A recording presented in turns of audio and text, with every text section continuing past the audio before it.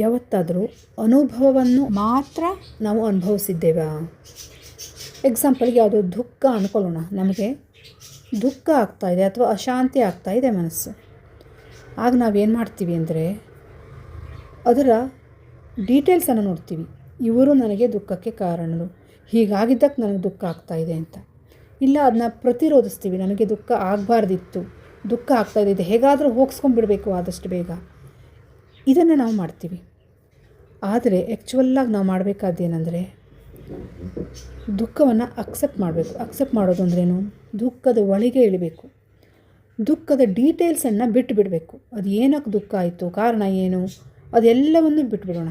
ಆಗಬಾರ್ದಿತ್ತು ಅನ್ನೋದನ್ನು ಬಿಟ್ಬಿಡೋಣ. ಆಗಲಿ, ದುಃಖ ಆಗಲಿ, ಇದು ಏನಿದೆ ನೋಡೋಣ, ಇವತ್ತು ನೋಡೇ ಬಿಡೋಣ ಅಂತ ದುಃಖದ ಒಳಗೆ ಇಳಿಬೇಕು. ಒಳಗೆ ಇಳಿಯೋದು ಅಂದ್ರೇನು? ದುಃಖ ನಮ್ಗೆ ಹೆಂಗೆ ಆಗ್ತಾಯಿದೆ, ದುಃಖ ಆದಾಗ ನಮಗೆ ಹೆಂಗೆ ಫೀಲ್ ಆಗುತ್ತೆ ಅಂತ ದುಃಖದ ಅನುಭವವನ್ನು ಅನುಭವಿಸ್ಬೇಕು. ಆಗ ನಿಜಕ್ಕೂ ನೀವು ಒಳಗಡೆ ಇಳಿದಿದ್ದರೆ ದುಃಖ ಮಾಯ ಆಗುತ್ತೆ, ಆ ದುಃಖದ ಬಾಧೆ ಮಾಯ ಆಗುತ್ತೆ. ಆಗ ಅಲ್ಲಿ ಏನು ಉಳಿದಿರುತ್ತೆ ಕೇಳಿದ್ರೆ ನಾವು ಮಾತ್ರ ಉಳಿದಿರ್ತೀವಿ, ಅಥವಾ ಬ್ರಹ್ಮ ಒಂದೇ ಉಳಿದಿರುತ್ತೆ. ನಮ್ಮನ್ನೇ ನಾವು ಅನುಭವಿಸ್ತಿರ್ತೀವಿ. ಅಲ್ಲೇನಾದರೂ ಅನುಭವಕ್ಕೆ ಬರುತ್ತಿದೆ ಅಂದರೆ ಅದು ನಾವೇ ಆಗಿರ್ತೀವಿ.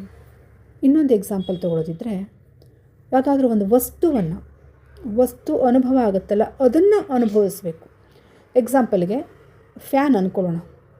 ಫ್ಯಾನನ್ನು ನೋಡಿದ್ವಿ ನಾವೇನು ಮಾಡ್ತೀವಿ, ಅದರ ರೂಪ, ಆಕಾರ, ಅದರ ಡೀಟೇಲ್ ಸಹಿತವಾಗಿ ನೋಡ್ತೀವಿ ನಾವು. ಫ್ಯಾನ್ ಅಂದ ಕೂಡಲೇ ಫಸ್ಟಿಗೆ ಅದರ ಹೆಸರು ನೆನಪಾಗುತ್ತೋ, ಇದು ಫ್ಯಾನ್ ಅನ್ನೋದು. ಅದನ್ನು ಬಿಟ್ಟುಬಿಡೋಣ, ಹೆಸರು ಬೇಡ.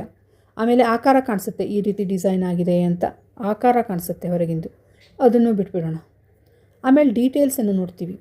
ಇದು ಕರೆಂಟಿಂದ ನಡೆಯುತ್ತೆ, ಇದು ನಮಗೆ ಸೆಕೆ ಆದಾಗ ಯೂಸಿಗೆ ಬರುತ್ತೆ, ಇದು ತಿರುಗುತ್ತೆ, ಈ ಥರದೊಂದಿಷ್ಟು ಡೀಟೇಲ್ಸ್ಗಳನ್ನು ನೋಡ್ತೀವಿ. ಅದನ್ನು ಡ್ರಾಪ್ ಮಾಡಿಬಿಡೋಣ. ಆ ಮೂರನ್ನು ಡ್ರಾಪ್ ಮಾಡಿದಾಗ ಅದು ಏನಾಯಿತು, ಅದು ಫ್ಯಾನ್ ಅನ್ನೋಕ್ಕಾಗಲ್ಲ, ಹೆಸರು ನಾವು ಡ್ರಾಪ್ ಮಾಡಿಬಿಟ್ಟಿದ್ದೀವಿ. ಅದು ಏನು, ಅದನ್ನು ಅನುಭವಿಸ್ಬೇಕು. ಆಗ ಏನು ಫೀಲ್ ಆಗುತ್ತೆ ನಮಗೆಲ್ಲವನ್ನು ಡ್ರಾಪ್ ಮಾಡಿದಾಗ, ಏನು ಫೀಲ್ ಆಗುತ್ತೆ ಅನ್ನೋಂಥ ಅನುಭವಿಸಿದಾಗ ಆಗ ನಮ್ಮನ್ನೇ ನಾವು ಅನುಭವಿಸ್ತಿರ್ತೀವಿ. ಅಲ್ಲಿ ನಾವು ಮಾತ್ರ ಇರ್ತೀವಿ, ನಮ್ಮನ್ನೇ ಅನುಭವಿಸ್ತಿರ್ತೀವಿ. ಒಂದು ಕ್ಷಣಕ್ಕೆ ಅದು ನಮ್ಮಲ್ಲಿ ಘಟಿಸುತ್ತೆ. ಅದನ್ನ ಅಬ್ಸರ್ವ್ ಮಾಡಿ, ಅದು ಏನು ಅನ್ನೋದು.